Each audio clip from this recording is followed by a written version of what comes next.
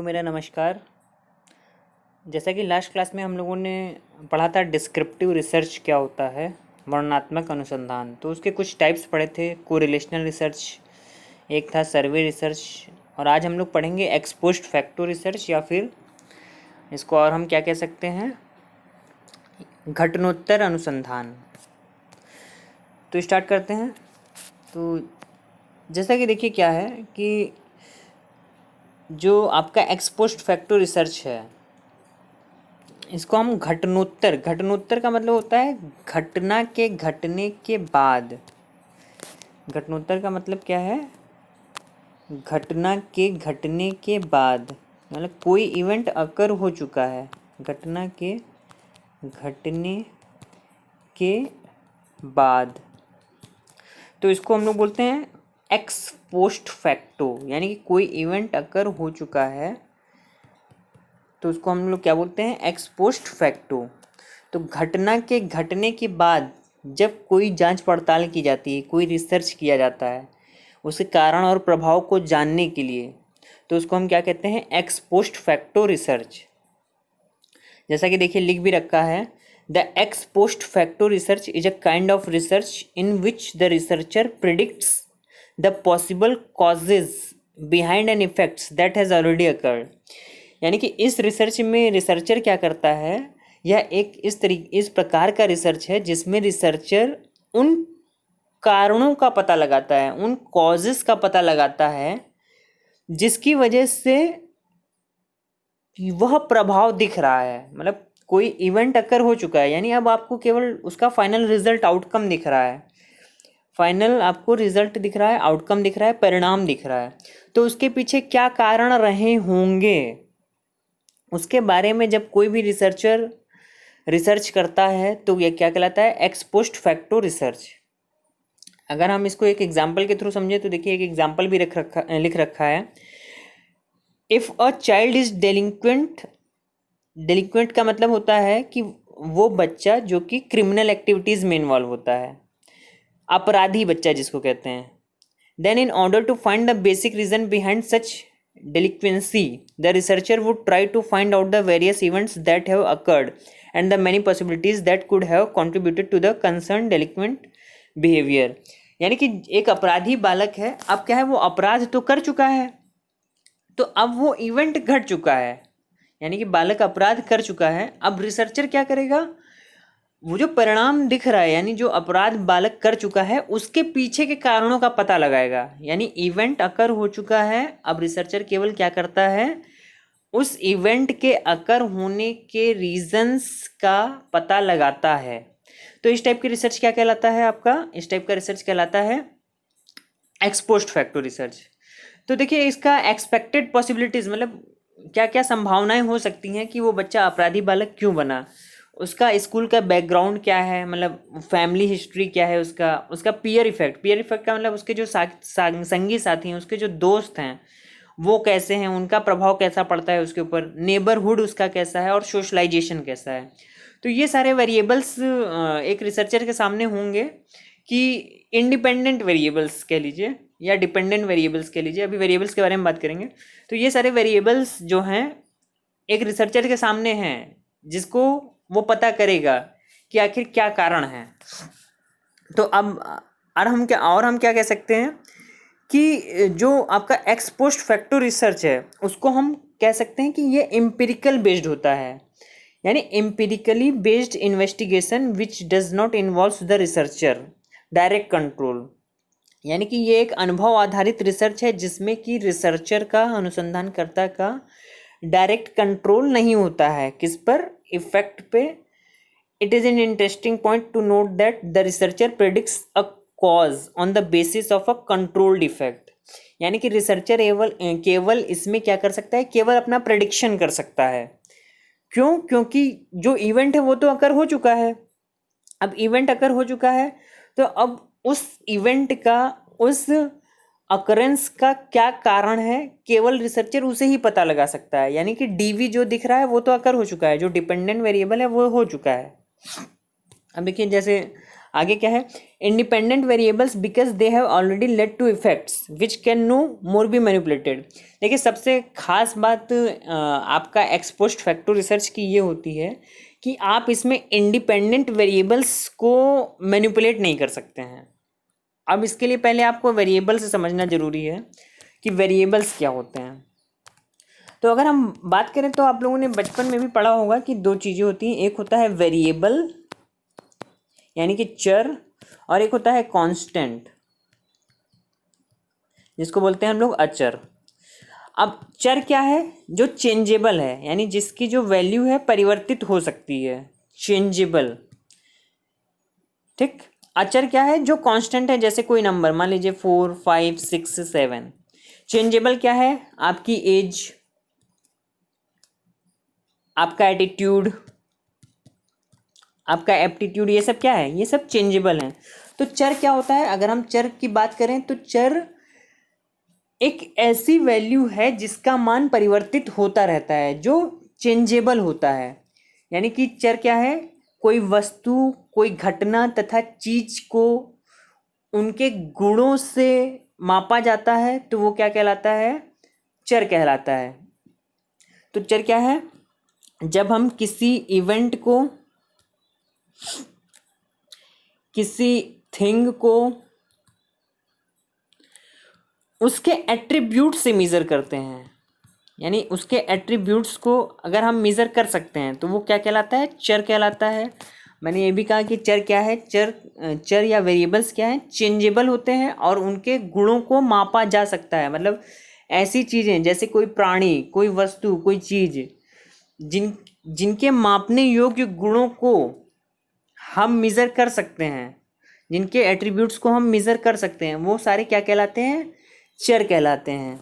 जैसे अगर हम एग्जांपल लें तो जैसे कह सकते हैं हम लोग, शुरुआत में बात की जैसे एज, इंटेलिजेंस, बुद्धि, लैंग्वेज, सेक्स, रेश यानी कि प्रजाति, एटीट्यूड, एप्टीट्यूड, ये सब क्या है, चर के एग्जाम्पल हैं। यानी कि एटीट्यूड अभिवृत्ति और एप्टीट्यूड यानी अभिक्षमता। तो चर क्या है, चर आपके वो वस्तु या वो घटनाएं हैं जिनके गुणों को हम माप सकते हैं, जो मिजरेबल हैं। अब अगर बात करें कि टाइप ऑफ वेरिएबल्स क्या है, तो अगर टाइप ऑफ वेरिएबल्स की बात करें तो देखिए टाइप ऑफ वेरिएबल्स तो बहुत हैं। एक है डिपेंडेंट वेरिएबल यानी जिसको हम लोग बोलते हैं आश्रित चर, दूसरा है इंडिपेंडेंट वेरिएबल जिसको हम लोग बोलते हैं स्वतंत्र चर, और भी कई चर हैं, लेकिन यहाँ पर अभी हम डीवी आईवी के बारे में बात करेंगे। उसके बाद नेक्स्ट चैप्टर टॉपिक में जब हम लोग केवल वेरिएबल्स टॉपिक को पढ़ेंगे तो इसके बारे में डीपली पढ़ा जाएगा। सबसे पहले डीवी और आईवी समझ लेते हैं क्या है। तो डिपेंडेंट वेरिएबल और इंडिपेंडेंट वेरिएबल, तो एक की पॉइंट याद रख लीजिए कि जो इंडिपेंडेंट वेरिएबल है उसको हम क्या कह सकते हैं, इंडिपेंडेंट वेरिएबल को ही हम लोग कहते हैं कॉज, यानी स्वतंत्र चर को ही हम लोग क्या कहते हैं कि ये कारण है, और इसी को हम कह सकते हैं इनपुट है, और इसी को हम कह सकते हैं स्टिमुलस यानी उद्दीपन।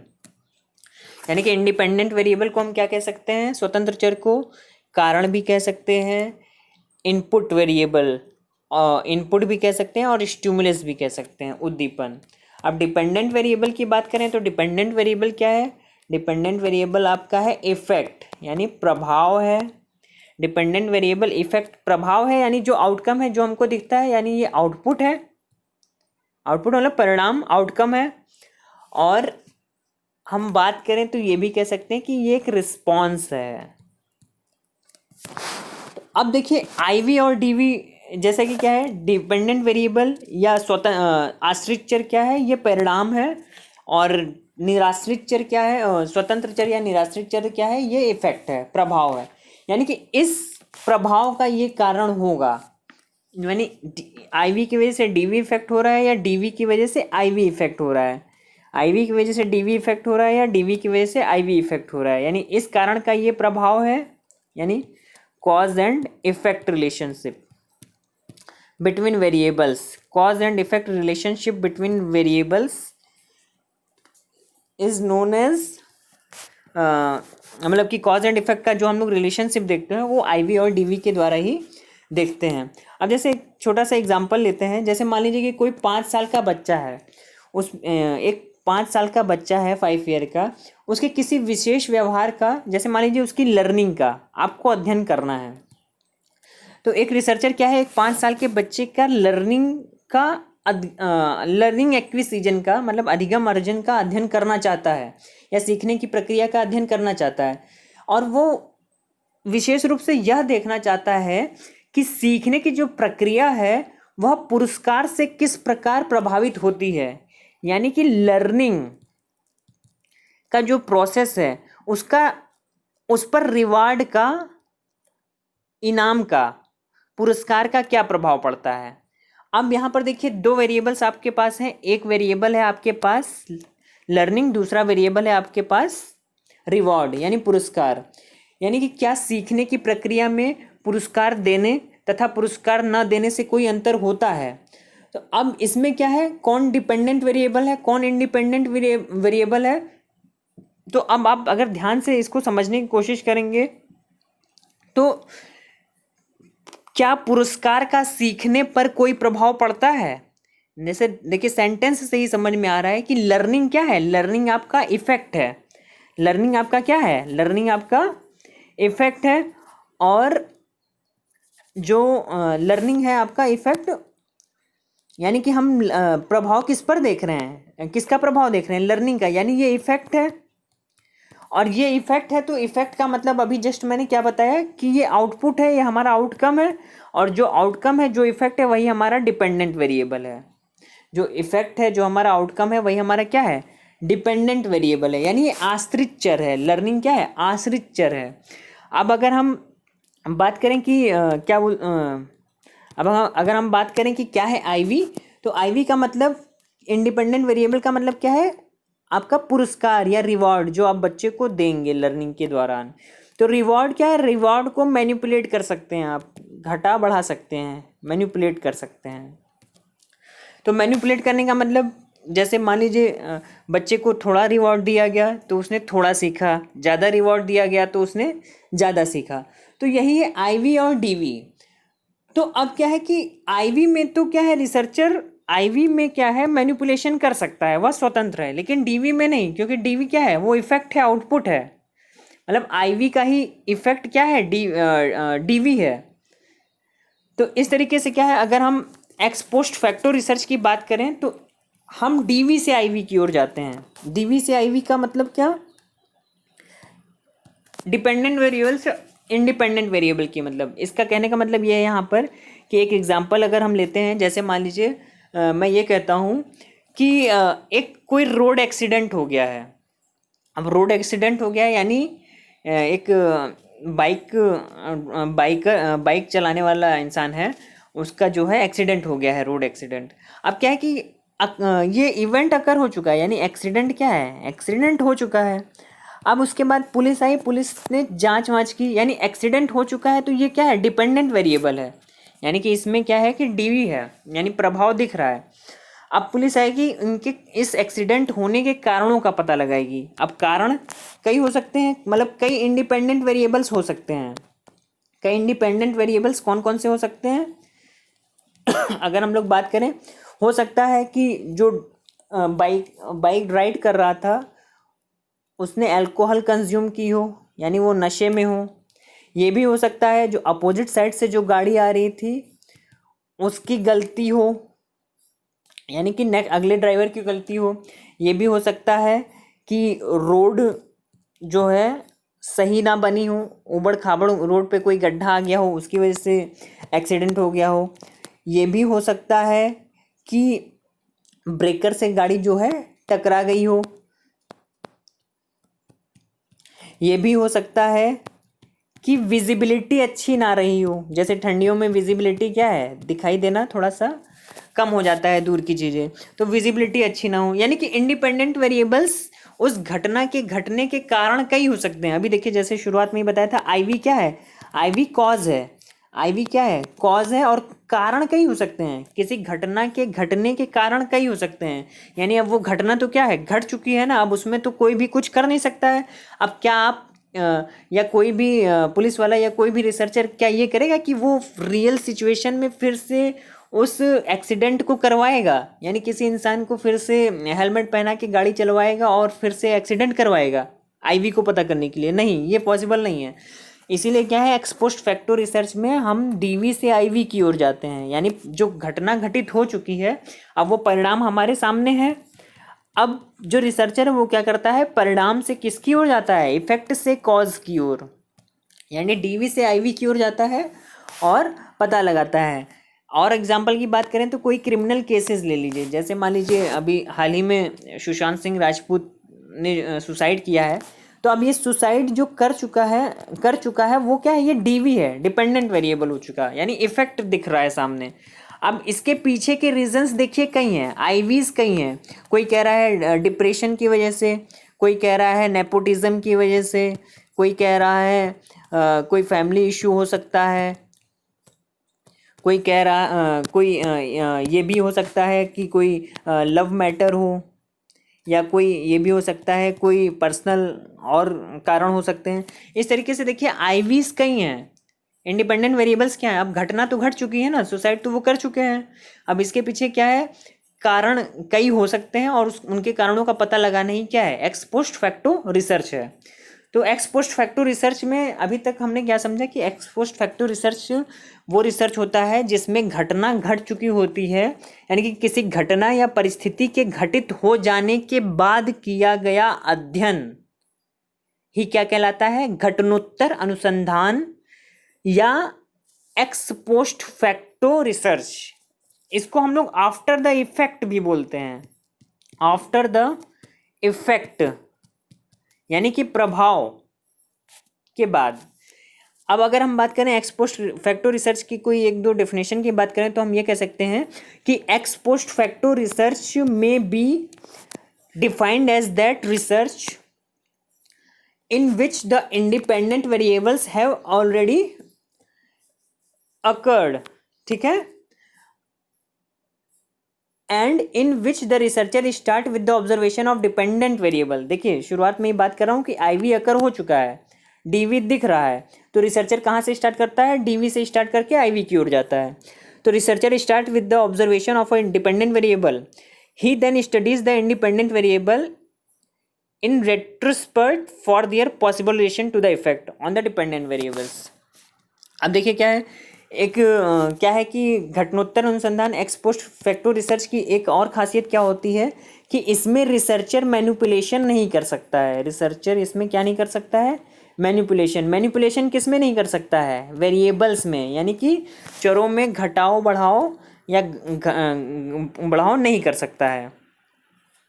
अब देखिए आगे क्या है, अगर हम कैरेक्टरिस्टिक्स की बात करें कि some of the ex post facto research की कैरेक्टरिस्टिक्स क्या हैं, तो जैसे कि देखिए लिख रखा है कि the researcher has a control और अ कंपैरिजन ग्रुप, यानी कि रिसर्चर के पास क्या होता है कि एक कंट्रोल ग्रुप होता है या कंपैरिजन ग्रुप होता है। यानी कि देखिए क्या लिखा है, as the research is done on the basis of the study of the cause which has already led to its effect, it becomes necessary for the researcher to keep a control group which can be use for comparison with the actual experiment group later on. यानी कि एक group क्या होता है, इसमें control group होता है और दूसरा होता है एक्सपेरिमेंटल ग्रुप। कंट्रोल ग्रुप और एक्सपेरिमेंटल ग्रुप दो ग्रुप होते हैं इसमें, और in order to analyse the cause of an already occurred event, researcher क्या करता है, कंट्रोल ग्रुप और एक्सपेरिमेंटल ग्रुप में कंपैरिजन करने का काम करता है। दूसरा क्या है देखिए इसमें, the behavior, action, event or the treatment or the independent variable of the researcher cannot be manipulated or changed। देखिए बार बार ये बात कह रहा हूँ कि एक्स पोस्ट फैक्टो रिसर्च की खासियत यही है कि इसमें रिसर्चर इंडिपेंडेंट वेरिएबल में मैनिपुलेशन नहीं कर सकता है, यानी कि वेरिएबल्स को चेंज नहीं कर सकता है। क्यों? क्योंकि इंडिपेंडेंट वेरिएबल्स जो घटनाएं, आईवी तो क्या है पहले से अकर हो चुका है। अब जैसे सुसाइड करने के क्या कारण रहे होंगे ये हमें नहीं पता, और वो हो चुका है, उसका केवल हमें इफेक्ट दिख रहा है। यानी कि अब आप जो घटना घट चुकी है उसके पीछे जो कारण थे आप उसको मैनिपुलेट नहीं कर सकते हैं, आप उसको चेंज नहीं कर सकते हैं, जो होना था हो गया।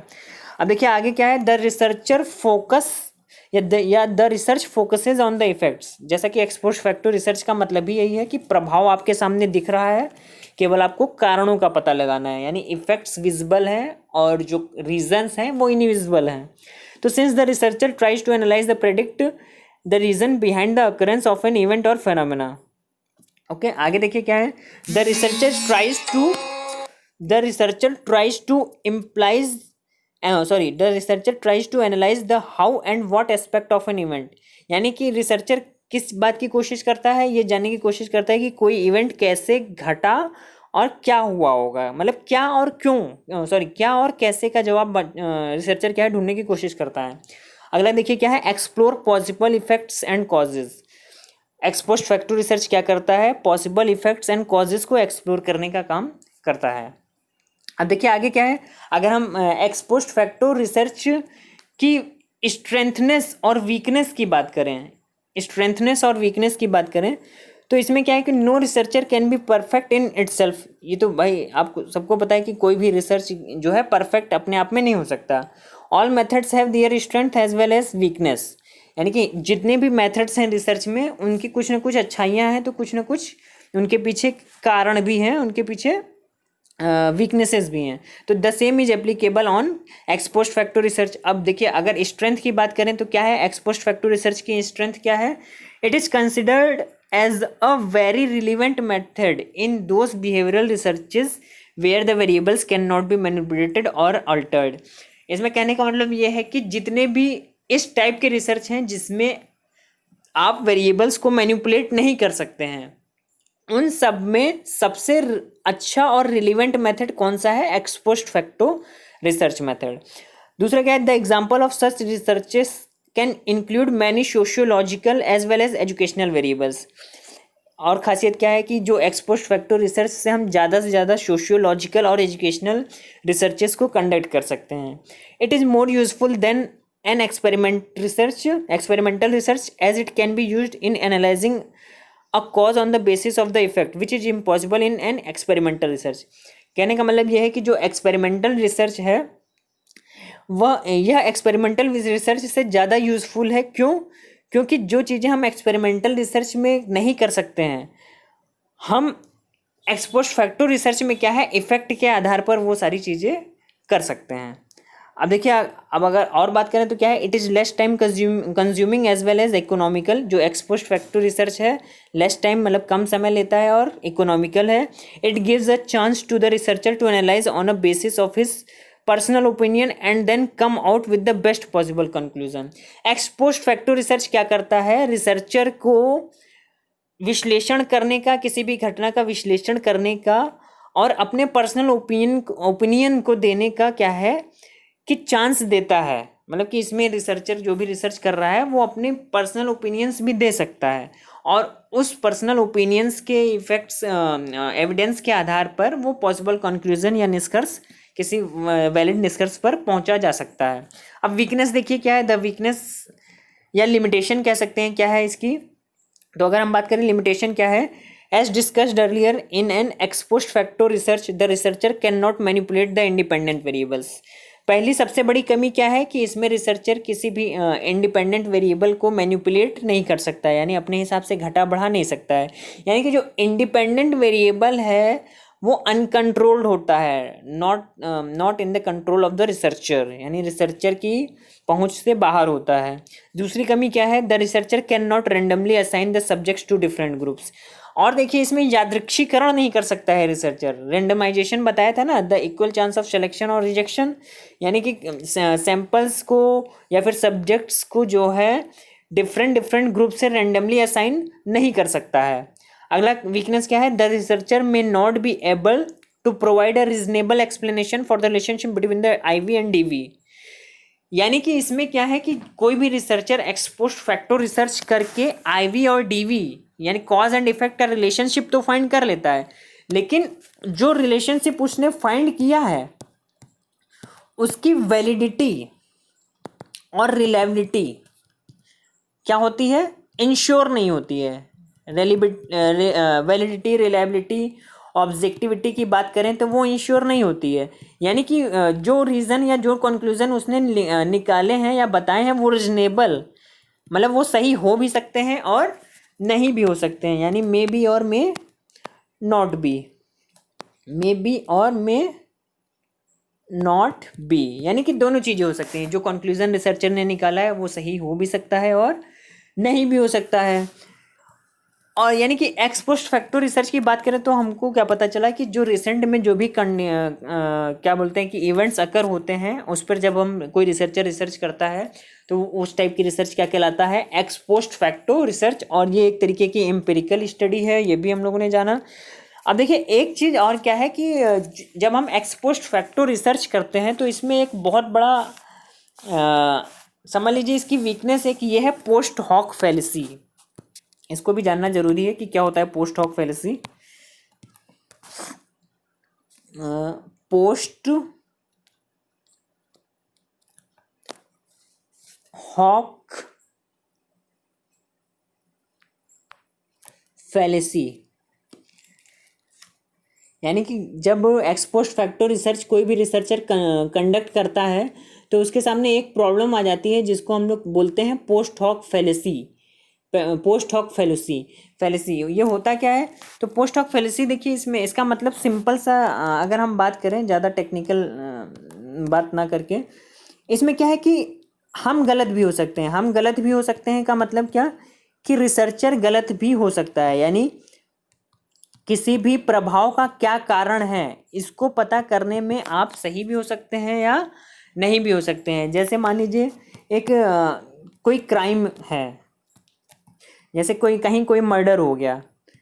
अब उस मर्डर में जो खूनी है या जो मर्डरर है M1, वो मर्डरर जो है वो बच गया, M1 बच गया, और M2 जो मर्डरर नहीं है वो फंस गया। लेकिन रिसर्चर या इन्वेस्टिगेशन या पुलिस वालों ने क्या किया, जो असली कातिल था उसको पकड़ने की बजाय किसको पकड़ लिया, जो कातिल नहीं है, जो निर्दोष है। तो पोस्ट हॉक फैलेसी यही है कि इसमें क्या है कि बहुत बड़ी रिसर्चर से ये गलती हो जाती है किसके बीच में कि किस डीवी मतलब किस डीवी का कौन सा आईवी है, एग्जैक्ट आईवी को पता करने में। यानी कि रिसर्चर क्या है कि गलतियां कर सकता है एग्जैक्ट आईवी का पता लगाने में। जैसे रोड एक्सीडेंट का सही कारण क्या रहेगा, क्या हुआ होगा, ये इसको पता करने में गलती हो सकती है। और जो प्रभाव दिखता है लेकिन कारण प्रोबेबिलिटी बेस्ड है, यानी कि हमारे पास कोई रीजनेबल एविडेंस नहीं होता है रिसर्चर के पास जिससे ये 100% ये कहा जा सके कि हाँ इस डीवी का ये आईवी है। तो जैसा कि देखिए यहाँ लिख भी रखा है कि while predicting the causal relationship between the variables the researcher falls prey to the bias called the post hoc fallacy। यानी कि रिसर्चर में एक बाइसिंग भी आ जाती है। क्यों बाइसिंग का मतलब क्या कि वो उसके जो प्रीवियस एक्सपीरियंसेस हैं वो उन एक्सपीरियंसेस के आधार पर इवेंट को अपने से कनेक्ट करने की कोशिश करने लगता है अपने पूरे एक्सपीरियंसेस से। अब जब वो पूरे एक्सपीरियंसेस से कनेक्ट करने की कोशिश करने लगता है तो वो क्या है कि जो रीजनेबल कॉज है, जो रीजनेबल आईवी है उससे थोड़ा सा डेविएट होने लगता है। इससे क्या है कि जो कंक्लूजन है वो गलत ड्रॉ हो जाती है। तो the concept of post hoc fallacy says that it is the tendency of human to arrive at conclusion और prediction when two factors go together. यानी कि जब दो फैक्टर्स एक साथ साथ जाते हैं, one is the cause and other is the effect. Because अब देखिए क्या है कि इसमें यही लिखा है कि जब दो फैक्टर्स साथ साथ जाते हैं, दो फैक्टर्स यानी दो वेरिएबल्स कह लीजिए एक साथ ऑनगोइंग हैं, तो रिसर्चर के लिए ये डिसाइड करना मुश्किल हो जाता है या कह लीजिए इम्पॉसिबल हो जाता है कि आईवी कौन है और डीवी कौन है, यानी हु इज आईवी और डीवी। यानी कि रिसर्चर ये नहीं डिसाइड कर पाता है कि कौन इंडिपेंडेंट वेरिएबल है कौन डिपेंडेंट वेरिएबल है। तो देखिए यहाँ भी लिख रखा है कि बिकॉज डेलिक्वेंसी एंड पेरेंटलहुड गो टुगेदर, मतलब अपराध और पालन पोषण जो माता पिता का देखभाल है वो एक साथ साथ चलते हैं। go together, we may come to a conclusion that delinquency is the effect and the parentalhood is the cause. तो हम ये कह सकते हैं कि जो अपराधी है वो प्रभाव है और जो पालन पोषण है या जो संस्कार है वो कारण है. whereas in reality, बल्कि होता क्या है, the peer group to which the child belongs may be actual reason. यानी कि अगर एक बच्चा अपराधी हो गया, इसको सिंपल सा ऐसे समझिए कि एक बच्चा अपराधी है यानी अपराध कर रहा है, तो लोग क्या कहते हैं, लोग हमेशा यही कहते हैं कि इसके मम्मी पापा ही ऐसे होंगे या ऐसा इन लोगों ने संस्कार ही दिए हैं इसलिए ये ऐसा बना. लेकिन इसका रियल या एक्चुअल रीज़न ये भी तो हो सकता है कि उसकी जो संगति है या दोस्तों का जो समूह है उसके, वही अपराधी ग्रुप हो, वही अपराध कर रहा हो, वही जो है कि डेलिंक्वेंट हो, उसका अपराधी ग्रुप से ही जो है कि पाला पड़ा हो, उसके जो साथी हैं ग्रुप हैं अपराधी हों. तो अब देखिए इसमें दो रीज़न हो सकते हैं, एक पीयर ग्रुप, दूसरा पेरेंटलहुड. तो इसमें क्या है, कन्फ्यूज़न हो जाती है कि रियल रीज़न क्या है इफ़ेक्ट का. तो यही है पोस्ट हॉक फैलेसी. अब इस तरीके से क्या है कि आज हम लोगों ने देखा कि जो आपका जो आपका एक्स पोस्ट फैक्टो रिसर्च है, इसको हम लोग कंक्लूडली क्या कह सकते हैं कि बिहेवियरल साइंस में बहुत ही अच्छा पोजीशन ये रखता है. It is the only method which is retrospective in nature. इसका नेचर कैसा है, रेट्रोस्पेक्टिव है, यानी कि ये पूर्व की घटनाओं के कारणों का पता लगाता है. और इससे हम लोग क्या कर सकते हैं, कॉज, रीज़न, एक्शन, इफेक्ट और बिहेवियर का जो ऑलरेडी अकर हो चुके हैं उसका पता लगा सकते हैं. ये बहुत ही सिग्निफिकेंट मेथड है, इसकी कुछ लिमिटेशंस भी हैं. और अगर हम बात करें तो इसकी कमी क्या है कि मैनिपुलेशन नहीं कर सकते हैं. We can not manipulate the cause, यानी कि हम कारणों को मैनिपुलेट नहीं कर सकते हैं, केवल जो इफ़ेक्ट है उसी के आधार पर हम लोग जो है कारण का पता लगाते हैं. और सबसे खास बात इसकी क्या है कि डीवी से आईवी की ओर जाते हैं. और अगर हम बात करें तो क्या है कि इसमें पोस्ट हॉक फैलेसी, इसका भी जो है कि फैक्टर आ जाता है. तो इस तरीके से आज हम लोगों ने देखा कि एक्स पोस्ट फैक्टो रिसर्च क्या है. नेक्स्ट क्लास में हम लोग आगे के रिसर्च टाइप्स पढ़ेंगे. आशा करता हूँ आप लोगों को ये क्लास समझ में आई होगी. कोई कन्फ्यूज़न है तो आप कमेंट के द्वारा पूछ सकते हैं. Thank you so much. आपका दिन शुभ हो.